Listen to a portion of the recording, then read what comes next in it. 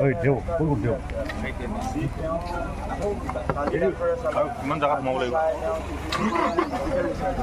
Ada mau ada.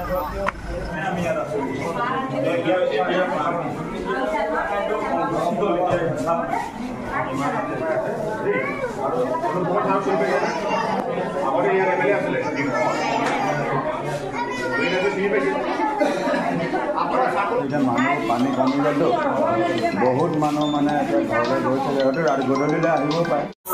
সমগ্ৰ অসমত বান পৰিস্থিতিয়ে এটা অতি ভয়াৱহ ৰূপ ধাৰণ কৰিছে। 19খন জিলা ইতিমধ্যে বানপানীত আক্ৰান্ত হৈছে, সকলোৱে জানে।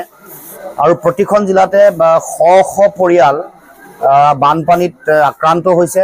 সকলোৰে ঘৰ বাৰী তেওঁলোকে এৰি থৈ আহিব লগা হৈছে, শিবিৰত আছে। গতিকে এনেকুৱা এটা সময়ত আমি সকলো আমাৰ বিভিন্ন দল সংগঠন, আমি ৰাজনৈতিক দলসমূহৰ সকলো বিষয়ববীয়া কৰ্মকৰ্তা সাধাৰণ জনতাৰ কাষত থিয় দিছোঁ আৰু তেওঁলোকক বিভিন্ন ধৰণৰ সাহায্য বা সহযোগিতা আগবঢ়াবলৈ চেষ্টা কৰিছোঁ। এই সময়ত আমি চৰকাৰক দাবী জনাইছোঁ যাতে চৰকাৰে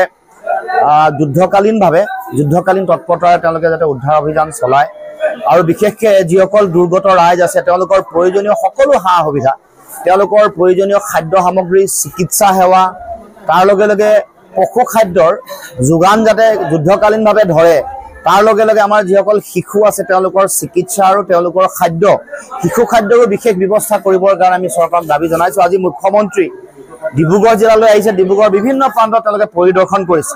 গতিকে তেনেকুৱা এটা সময়ত আমাৰ মূল কথা হ'ল এতিয়া বানপানী শুকোৱাৰ পাছত বিভিন্ন ধৰণৰ তেওঁলোকৰ বেমাৰ আজাৰ হ'ব।